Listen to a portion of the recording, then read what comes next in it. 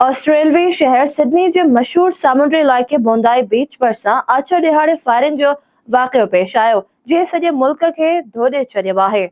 Australia खे हूअं त दी लकी कंट्री यानी ख़ुशनसीब मुल्क सॾियो वेंदो आहे, पर 14 डिसंबर आचर वारो ॾींहुं हिन मुल्क लाइ बदनसीब साबित थियो आहे।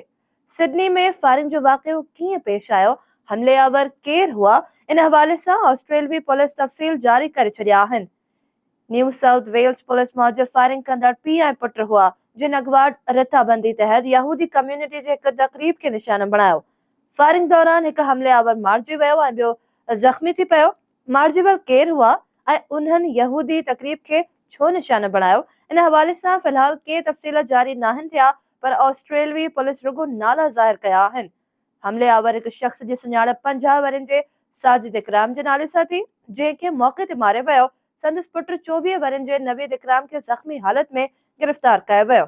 ऑस्ट्रेलवी पुलिस जो इहो बि ॿुधाइणु आहे त मारिजिबल हमलेआवर वटि 10 सालनि खां हथियारनि जो लाइसेंस मौजूदु हो, हिकु गन क्लब जो मेंबर बि हो। हथियार हथु आया आहिनि, पर इहा जांच कई पई वञे त हथु आयल हथियार बीच फायरिंग वाक़े में इस्तेमालु थिया आहिनि या न। सिडनी बीच ते फायरिंग वारे वाक़े वक़्तु हमलेआवर खां बंदूक खसींदड़ हिकु शख़्स जी वीडियो मंज़र आम ते आई आहे, जंहिंजी सुञाणप 43 वरनि जे अहमद अल अहमद जे नाले सां थी आहे।